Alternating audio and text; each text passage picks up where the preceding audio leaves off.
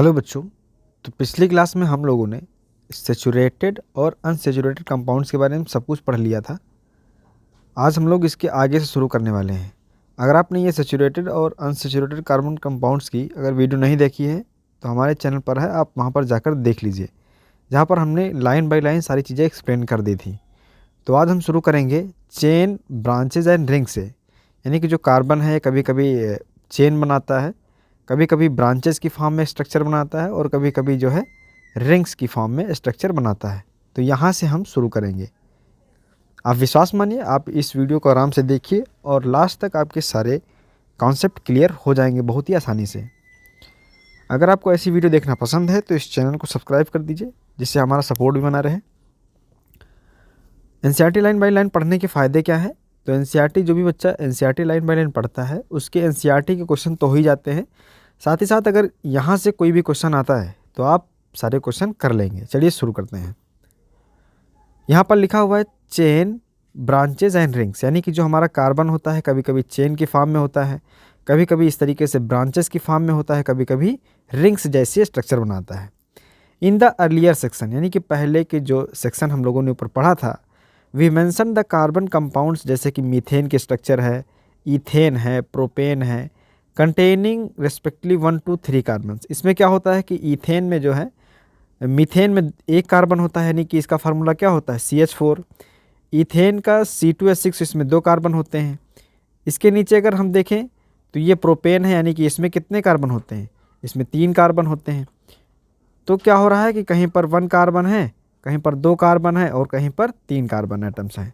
Such chains of carbon atom contain 1 more than carbon atom. इसमें क्या हो रहा है, कहीं पर 1 है। सच चेन्स, जो इस तरह की चेन बनती हैं कार्बन एटम की, can contain many more carbon atom. उसमें क्या हो सकता है कि कार्बन कई सारे भी हो सकते हैं।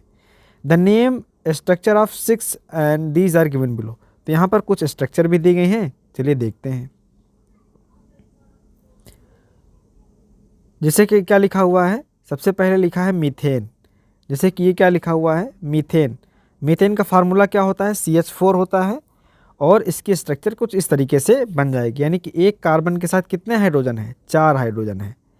दूसरा है ईथेन का फार्मूला क्या होता है, C2H6 होता है, यानी 2 कार्बन के साथ 6 हाइड्रोजन एटम होंगे। प्रोपेन है, प्रोपेन का फार्मूला क्या होता है, C3H8 होता है, उसकी स्ट्रक्चर कुछ इस तरीके से बनती है। ये ब्यूटेन है, ब्यूटेन का फार्मूला C4H10 होता है और इसके साथ ये कुछ इस तरीके से स्ट्रक्चर बन जाएगी। देखिए दोस्तों, अगर आपको ये समझ में नहीं आया है तो यहाँ पर अभी आपको आगे ये भी बताया जाएगा कि इसका नाम मीथेन क्यों पड़ा या फिर इथेन क्यों पड़ा। तो चलिए मैं आपको थोड़ा बहुत बता देता हूँ। जैसे कि जो इसमें मीथेन में जो मेथ ना, तो ये जो मीथेन है, मीथेन में जो फर्स्ट मेथ आता है इसको प्रीफिक्स बोलते हैं और पीछे जो एन आ रहा है इसको सफिक्स बोलते हैं। तो एन का मतलब ये होता है कि इसमें देखिए आपको सिंगल बॉन्ड सारे दिख रहे होंगे, इसलिए एन लगता है। और मेथ किसको बोलते हैं, जैसे एक कार्बन आता है तो उसके लिए हम मेथ्स प्रीफिक्स यूज़ करते हैं।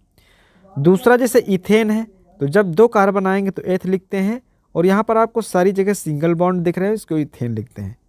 तीसरे नंबर पे प्रोप प्लस एन है, यानी कि जब 3 कार्बन होंगे तो प्रोप लिखेंगे और सिंगल बॉन्ड होंगे तो क्या लिखेंगे, एन, यानी प्रोपेन। उसके बाद है ब्यूटेन, यानी कि जब 4 कार्बन होते हैं तो ब्यूट प्रीफिक्स जोड़ते हैं। सिंगल बॉन्ड आपको सारी जगह दिख रहे हैं इसलिए एन लगाते हैं, यानी क्या बन गया, ब्यूटेन बन गया। उसके बाद 2 स्ट्रक्चर और दे दी गई हैं। पेंटेन, पेंट का मतलब होता है 5 कार्बन और एन का मतलब होता है सिंगल बॉन्ड। देखिए आपको 4 कार्बन की चेन दिख रही है और जो हाइड्रोजन है वो सिंगल बॉन्ड के साथ अटैच्ड है। 6 नंबर पे क्या लिखा हुआ है, हेक्सेन। हेक्स का मतलब होता है 6 कार्बन जब होंगे और सारी वैलेंसीज जो खाली रह जाएंगी वहाँ पर हम हाइड्रोजन को अटैच्ड कर देंगे। तो यहाँ पर जितने भी ये कार्बन कंपाउंड हैं ये सब कैसे कंपाउंड है, सैचुरेटेड है, क्योंकि यहाँ पर आपको सिंगल बॉन्ड देखने को मिल रहा है।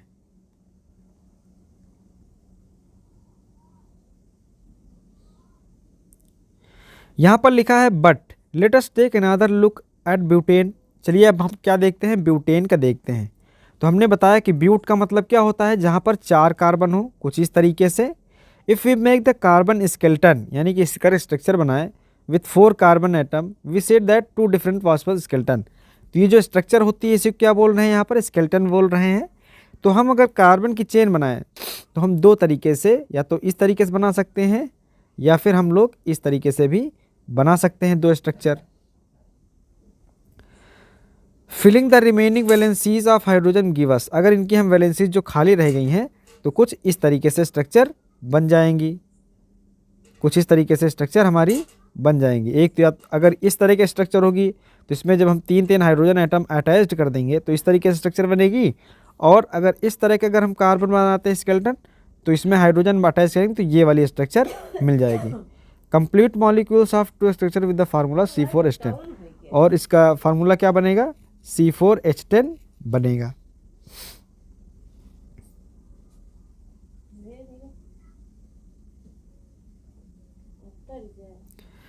We see that the both structure have the same formula, हम देखते हैं कि जो ऊपर स्ट्रक्चर बना है उसका फार्मूला क्या है, C4H10, दोनों के लिए सेम फार्मूला है।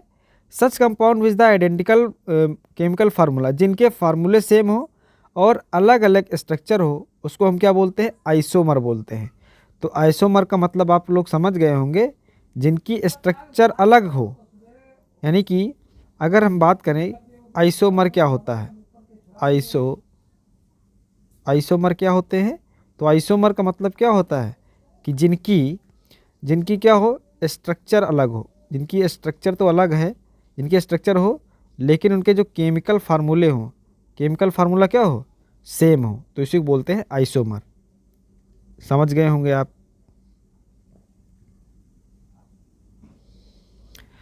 फिर आगे लिखा हुआ है in addition to straight of branch carbon atom, कभी कभी जो कार्बन की चेन है स्ट्रेट होती है, कभी कभी ब्रांच की फॉर्म में होता है। Some compounds have carbon atom arrange the form of ring, और कई बार देखिए रिंग की फॉर्म में भी होते हैं। फॉर एग्जांपल साइक्लोहेक्सेन, साइक्लोहेक्सेन का मतलब क्या है, चलिए बताता हूँ। मान लीजिए पहली चीज़ तो यहाँ पे साइक्लोहेक्सेन का फार्मूला लिखा हुआ है, तो सबसे पहले आपको हेक्सेन का फार्मूला मालूम होना बहुत ज़रूरी है। हेक्सेन का मतलब, हेक्स का मतलब क्या होता है, 6 कार्बन। तो देखिए यहाँ पर 6 कार्बन है इस तरीके से, तो 6 कार्बन आपने अटैच कर देना है कुछ इस तरीके से।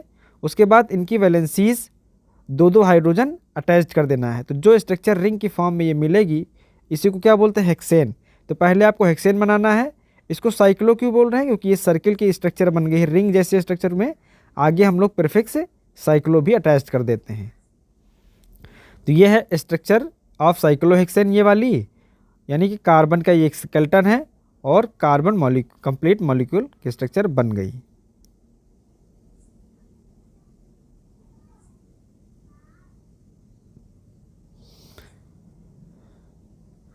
यहाँ पे लिखा है can you draw the electron dot structure of cyclohexane, क्या आप बना सकते हैं straight chain, branch chain and cyclic carbon compound all में बी सेचुरेटेड और अनसेचुरेटेड। यहाँ पर आपको एक चीज़ याद रख लेना है कि चाहे वो चेन हो या ब्रांच चेन हो या फिर साइक्लिक कार्बन कंपाउंड्स हो, वो हो सकता है कि सेचुरेटेड हो या फिर अनसेचुरेटेड हो। एग्जाम्पल जैसे कि हम लोग ले ले बेंजीन का, बेंजीन के फार्मूला क्या होता है, C6H6। ये किसके स्ट्रक्चर है, बेंजीन के स्ट्रक्चर है। ये फार्मूला बेंजीन का आपको याद कर लेना है, क्या होता है, C6H6। यहाँ पे जो स्ट्रक्चर बनी हुई है किसकी बनी हुई है, ये स्ट्रक्चर बनी हुई है बेंजीन की। बेंजीन में 6 कार्बन है तो हमने 6 कार्बन रिंग की फॉर्म में अटैच कर दिया, और देखिए एक एक छोड़कर डबल डबल बॉन्ड आपको दिख रहे होंगे, डबल डबल बॉन्ड दिख रहे होंगे, तो आपको ये बेंजीन के स्ट्रक्चर भी तैयार कर लेना है।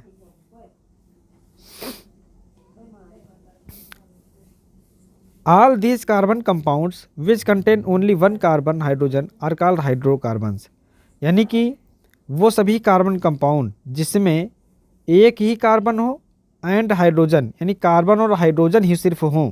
जैसे कि आप ये स्ट्रक्चर देख रहे हैं तो इसमें क्या है, या तो कार्बन है या फिर हाइड्रोजन है।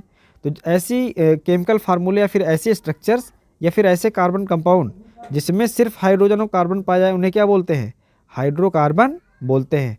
तो हाइड्रोकार्बन की डिफिनीशन आपको याद कर लेनी है कि ऑल दीज कार्बन कंपाउंड्स, ये सभी क्या है, कार्बन कंपाउंड्स हैं जिनमें सिर्फ कार्बन पाया जाए या फिर सिर्फ हाइड्रोजन पाया जाए, उन्हें बोलते हैं hydrocarbon. Among these the saturated hydrocarbons are alkane. तो आपको याद कर लेना है सेचुरेटेड हाइड्रोकार्बन क्या होते थे, आपने वो वीडियो अगर नहीं देखी है तो देख लीजिएगा। हमने अपलोड किया था इससे पहले। जो सेचुरेटेड हाइड्रोकार्बन होते हैं उसमें सिर्फ क्या होता है, सिंगल बॉन्ड होते हैं, और सिंगल बॉन्ड वालों को ही क्या बोलते थे, अल्केन बोला जाता है। द अनसेचुरेटेड हाइड्रोकार्बन, जिसमें डबल बॉन्ड या ट्रिपल बॉन्ड आते थे, उनको बोलते हैं unsaturated hydrocarbon. Which contain one or more double bond, यानी कि उसमें 2 डबल बॉन्ड या उससे ज़्यादा आ सकते हैं, जिनको हम अल्कीन बोलते हैं। डबल बॉन्ड को क्या बोलते हैं, अल्कीन बोलते हैं।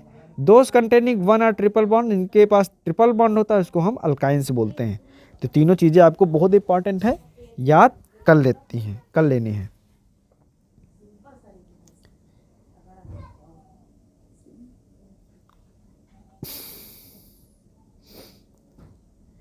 आगे लिखा हुआ carbon seems to be very friendly element, यानी कि हम इसको समझ सकते हैं कि बहुत ही फ्रेंडली एलिमेंट है। So far we have been looking at compounds containing carbon and hydrogen only. यहाँ पर हम किसके बारे में सीखेंगे, सिर्फ हाइड्रोकार्बन के बारे में सीखेंगे, जिसमें सिर्फ कार्बन और हाइड्रोजन पाया जाएगा। But carbon can also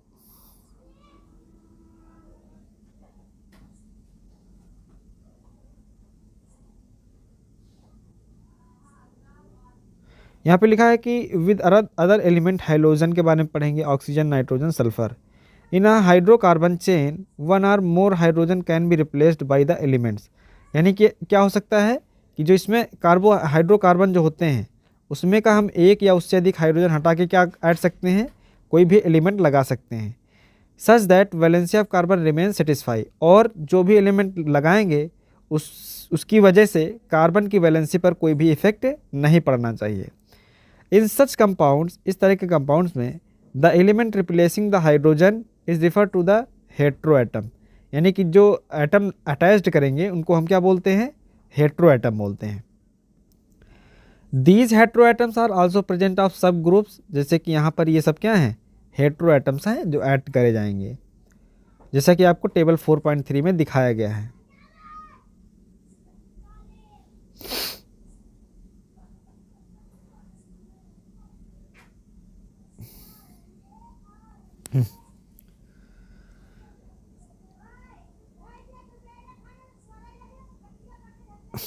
These heteroatoms are group containing these specific properties of the compound. Regardless the length and the nature of the carbon chain, hence are called the functional group. यानी कि जो चीज़ हम attached करेंगे उनको क्या बोलते हैं, functional group. जैसे कि ये सब क्या है, ये एक फंक्शनल ग्रुप होते हैं। Some important functional groups are given in the table 4.3। यहाँ पर कुछ दिए गए हैं फंक्शनल ग्रुप के बारे में। Some important free valency are valencies of the group are shown in the single line, तो इनकी वैलेंसीज वगैरह बता दी गई हैं। The functional group is attach to the carbon chain, ये कार्बन चेन में अटैच करे जाएंगे through this valency replacing hydrogen atom को हटा करके। हेट्रो एटम होते क्या हैं, जैसे हमारा क्लोरीन या फिर ब्रोमीन, इनको ही हम क्या बोलते हैं, हेलो बोलते हैं, हेलोजन भी बोलते हैं। यानी कि क्लोरीन ब्रोमीन क्या बोला जाता है, हेलो का मतलब है हेलोजन बोलते हैं, यानी कि क्लोरो या ब्रोमो इसको बोलते हैं अल्केन की फॉर्म में। तो substitute for the hydrogen atom, तो ये हम ऐड कर सकते हैं। दूसरा है ऑक्सीजन भी होता है। तो अल्कोहल क्या होता है, अल्कोहल का OH बोलते हैं। एल्डिहाइड को इस तरीके से बोलते हैं, अगर ये स्ट्रक्चर आपको मिल जाए कहीं पर तो इसको क्या बोलेंगे कि aldehyde group functional group add है। कीटोन के स्ट्रक्चर कुछ इस तरीके से होती है, कार्बन और इसमें double bond oxygen. Carboxylic acid के स्ट्रक्चर कुछ COOH होता है, और इस CO होता है कीटोन का, और COH इसका होता है, अल्कोहल का OH होता है। तो ये सारी चीज़ें आपको याद कर लेना है कि अगर आपसे पूछ लिया जाए कि बताइए कि यहाँ पर कौन सा क्लास ऑफ कंपाउंड है, अल्कोहल है, तो वहाँ पर OH देखेंगे हाइड्रोजन को हटा के। एल्डिहाइड कब होगा, जब हाइड्रोजन को हटा के ये ग्रुप ऐड हो जाए। कीटोन का कब होगा, जब हाइड्रोजन को हटा के ये वाला ग्रुप अटैच्ड हो जाए। कार्बोक्सिलिक एसिड जब हाइड्रोजन को हटा के ये वाला ग्रुप अटैच्ड हो जाए।